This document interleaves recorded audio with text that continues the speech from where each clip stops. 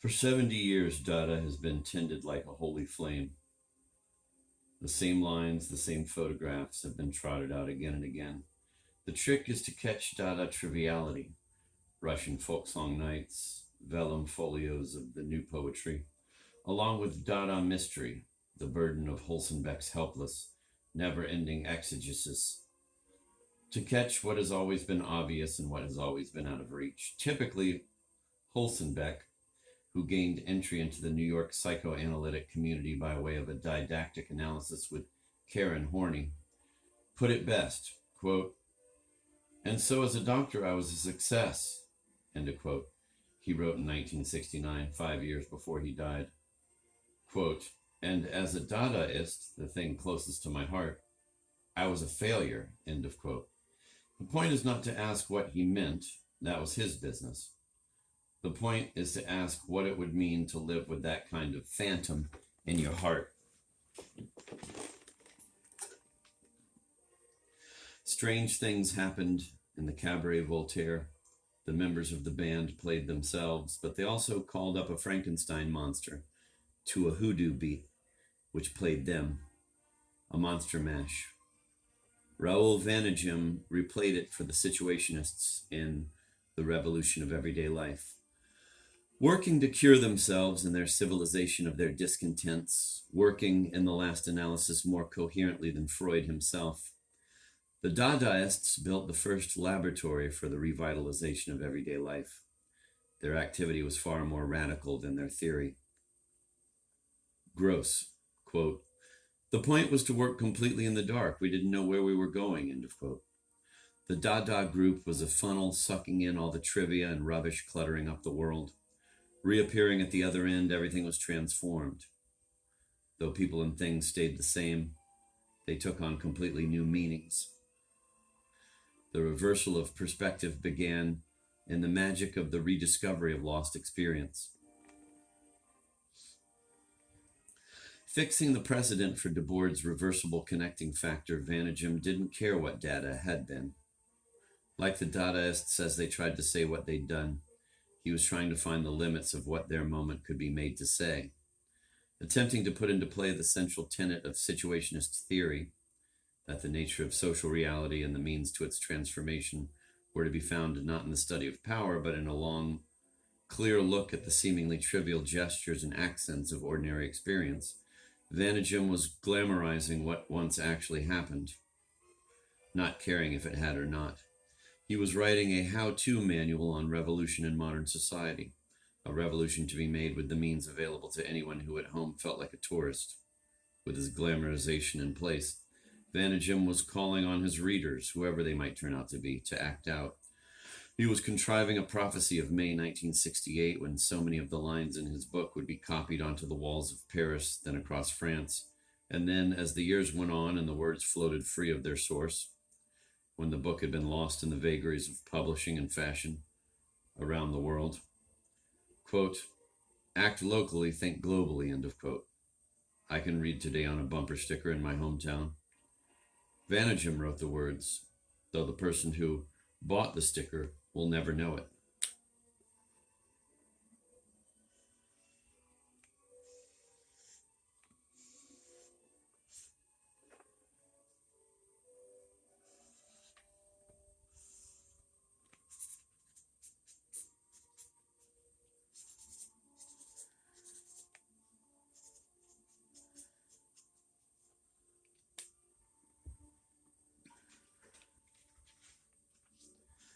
Vaneigem wouldn't mind. That was the idea. That was why each number of Internationale Situationiste opened with an anti-copyright quote.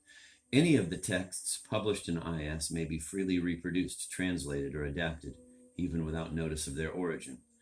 But if the Situationists wanted readers freed from the authority of authors, what Vaneigem found in the Cabaret Voltaire was a father he could love. Quote, "Amidst this upheaval," he said, was the first realization of Lautremont's demand for a, quote, "poetry made by all," end of quote. Putting the pieces together, Vaneigem was living up to his patrimony by increasing it. If Holzenbeck could get up and declaim his corny Negro poems and make the history books, then anyone could make those books irrelevant. Any spot could be a stage, and any stage could be a real terrain. Anyone could make history. This was how much experience had been lost and how much remained to be discovered. Under the paving stones, no one knew what treasure might be found. May 68 was an enormous street theater with the service personnel on strike waiting for it to happen. Alan Tanner said of Jonah, who will be 25 in the year 2000, his 1976 film about people who found themselves in that event and then found themselves cast out of history by its failure, quote, "And much more important than the events are the cast-offs, exactly insofar as this theater brought out hopes and caused hidden desires to flower, which have remained on the surface ever since." It isn't hard to demonstrate that a few one-time art students purposefully coded a crude version of all this, a subterranean tradition of chimerical events and manifestos written in invisible ink, into the punk milieu of 76 and 77.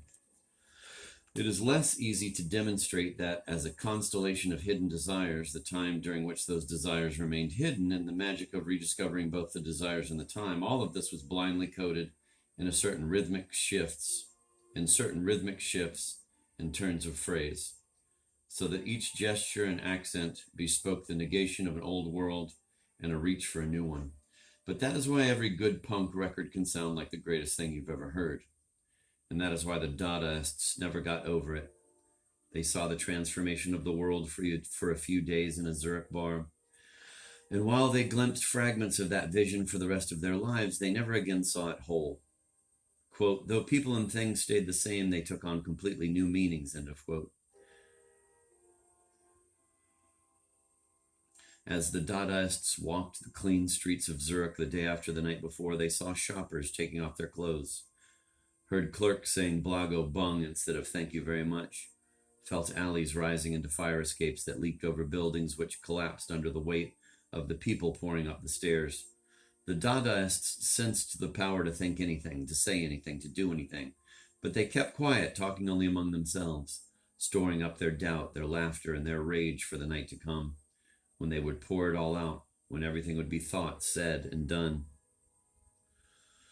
That was the legend of freedom. Dada was the notion that in the constructed setting of a temporally enclosed space, in this case a nightclub, anything could be negated. It was the notion that there, anything might happen, which meant finally that in the world at large, transposed artistically, anything might happen there too. It was not art, not exactly. One can look at Janko's painting, Cabaret Voltaire, behind the jumping crowd, the frozen dancers on the stage, and the man bent over the piano. The word Dada appears on the wall over the piano player's head. It appears. It does not seem to have been written, painted, put there. On this wall, the word communicates not as a slogan or even a talisman, but as an emanation rising out of some primeval memory, the shout of a forgotten voice. That was culture in the Cabaret Voltaire.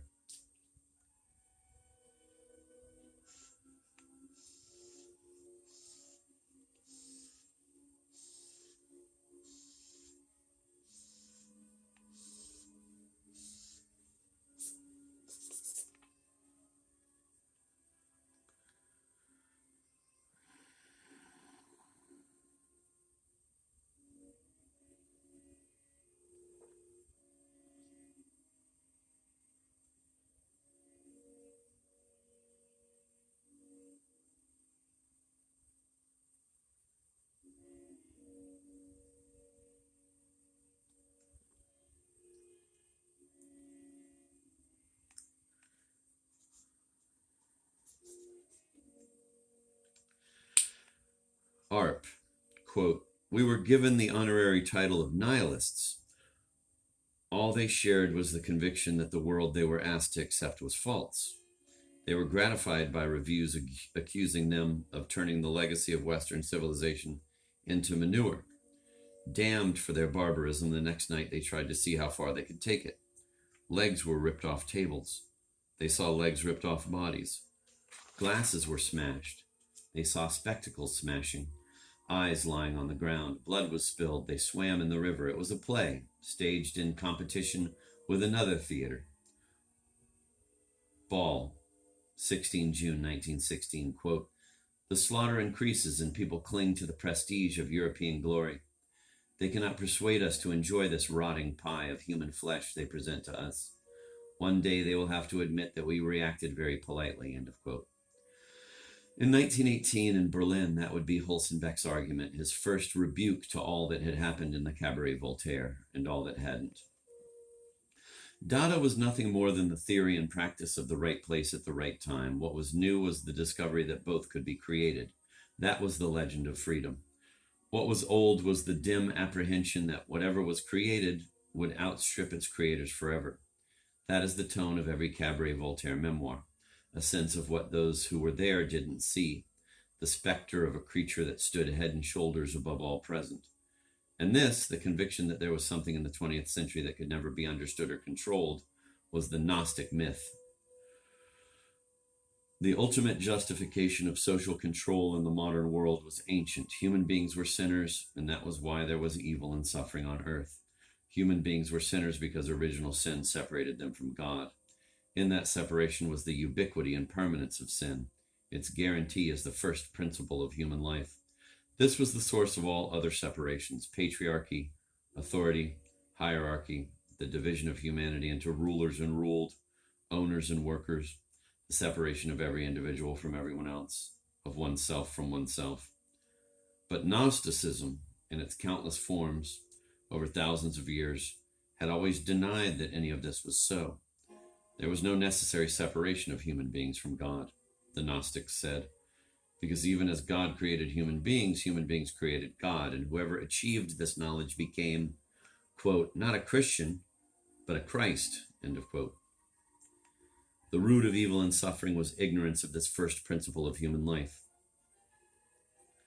And such ignorance was the only sin. Most would wallow in it forever because this was a knowledge that could not be learned, but that had to be lived. It could be explored but never exhausted. And this was the myth that Dada had put back into play, the invulnerable sentence, one that could be understood but never explained.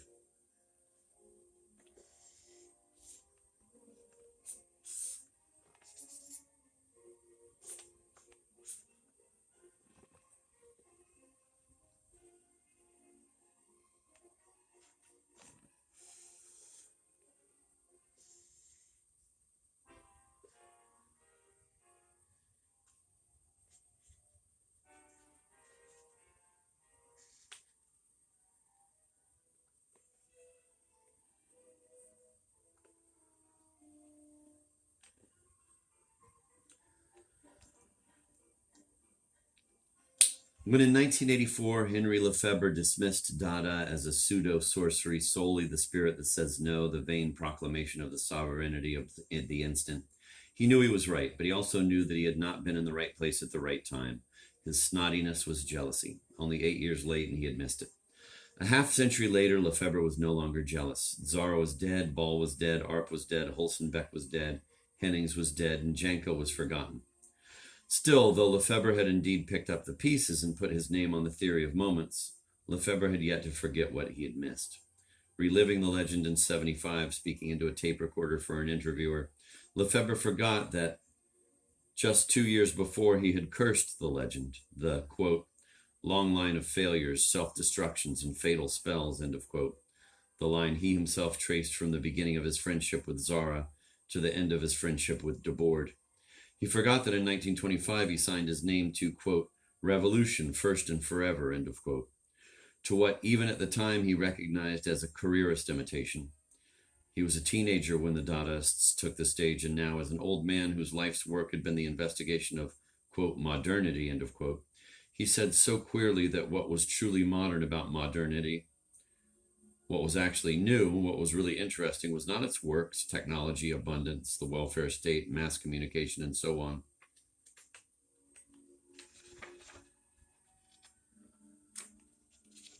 But the peculiar character of the opposition modernity created against itself, an opposition he still called Dada. It was, he was trying to say, a creature still standing head and shoulders above all present. Head and shoulders above all present. He had seen it. Like everyone else who heard the story, he had been there. He was only 15, a busboy. Nobody knew his name. Nobody gave him the time of day, but he felt it. Like anyone else, he could take the stage of the teen and 20 disco. Arms grabbed at his legs as he chanted his, quote, meaning of the commune, end of quote. Danced his never published manifesto, quote, you will all be situationists, end of quote. Pantomimed his La Materialisme Dialectique, a shuffle to the left, a shuffle to the right, then collapsing on the boards in his mask and borne into the wings as Ball banged out a Longines Symphonette, favorite moment from the Appassionata, as advertised in TV Guide. At the end of every phrase, Lefebvre shouted, Umba, umba. He kicked back. He spit out the pieces he had finished smashing. He killed a quarter of a century. He killed several centuries for the sake of what was to come, or just to see if he could get away with it. That was the faith of the Dada religion. Quote, against an idea, even a false one, all weapons are powerless.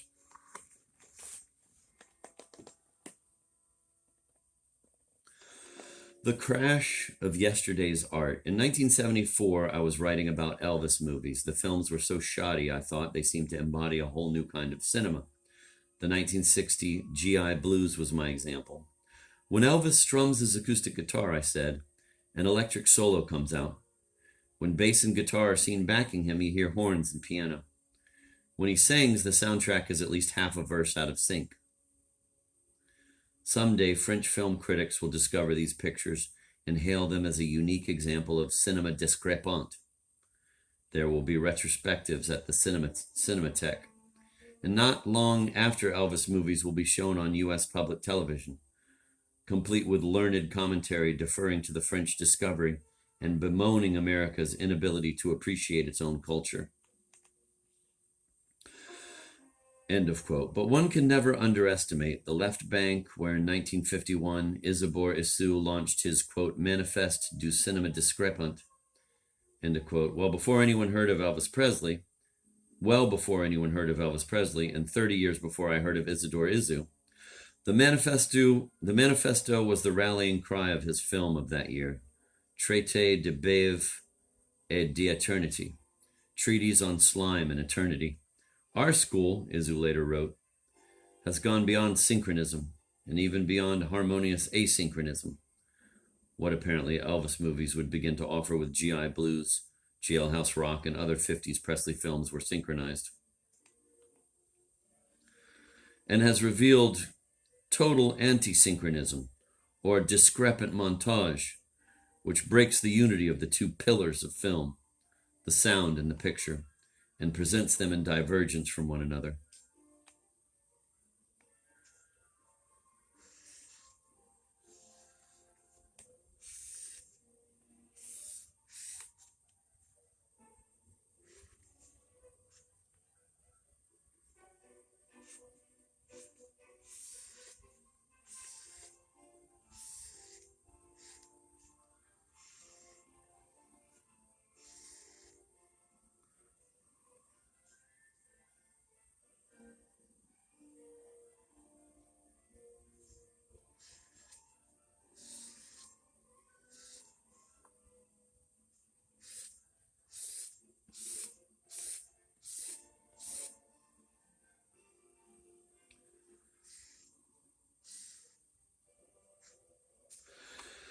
Cinema discrépant will have its moments in this tale, but first it is necessary to answer a question not often asked outside of France. Who was Isidore Issou? Isidore Issou was born in Romania in 1925. He came from a petite bourgeois Jewish family and he was raised as a prodigy. He read nearly everything, as he would never cease to tell anyone who read him, citing not only the authors he mastered, but how many pages of each he chalked up. And at the age of 17, on 19 March 1942, he discovered a theory of culture and the meaning of life.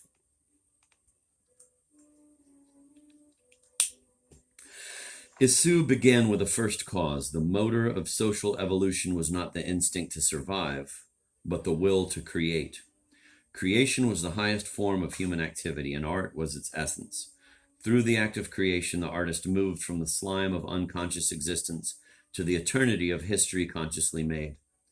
By such an act, one became God, for it was only through the conscious creation of the world that God, the first artist, had established his own existence.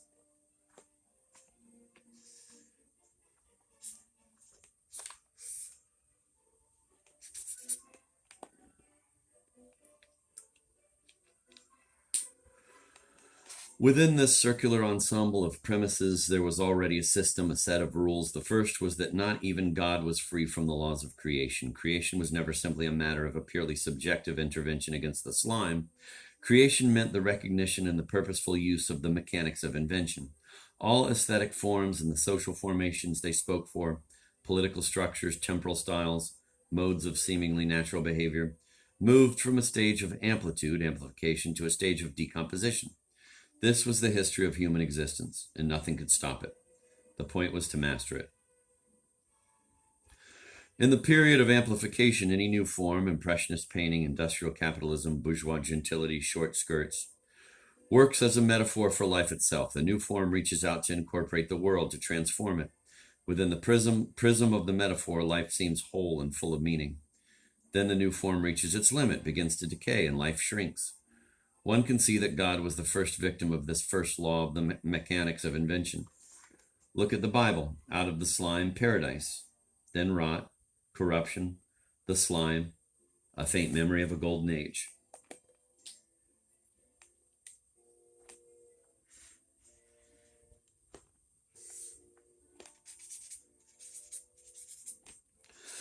In the inevitable period of decomposition, those forms devised to transform the world turn in upon themselves and implode. The form, once world historical, becomes its own subject.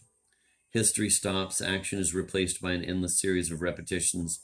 As the form decomposes, symbolically so does the world. It becomes sterile, inaccessible, worthless, unreal. Any aesthetic form could illustrate the necessity, but the novel will do. We move from Fielding, where a story, a creative account of the world is in question, to Joyce, where communication itself is in question.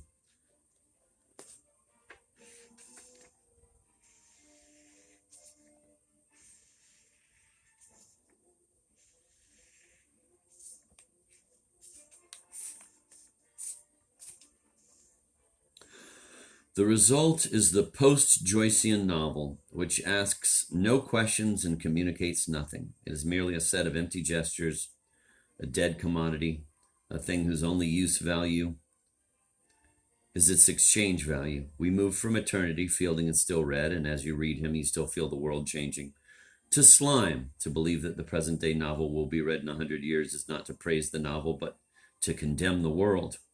Huh. That's funny.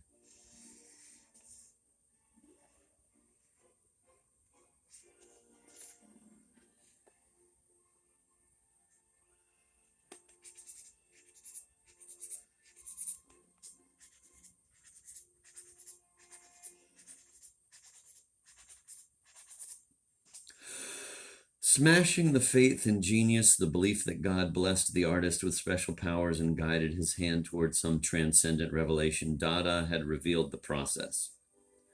After Dada, all art sat in a compost pile, its mystification sucked into the methane. There could be no real communication. All words had come loose from their meanings and floated free of their owners. Still, a compost pile was good for something, fertilizer. Along with the preordained stages of amplification and decomposition, there was another possibility, that of cesslant, chiseling away.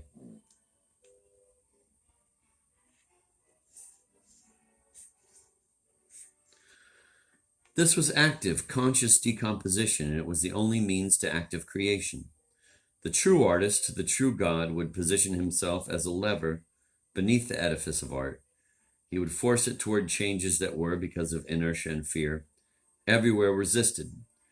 Changes that the mechanics of invention demanded, but that, without the intervention of the nascent God, would never come, at least not while the nascent God was around to enjoy them. That any given form contained within itself the seeds of its own transcendence did not remove the need for intervention, because all forms were human inventions. This fact demanded it. Whatever had been made had to be unmade and then made new. Civilization, Izu was sure, was mindlessly perpetuating the last days. Without him, it would live them out forever.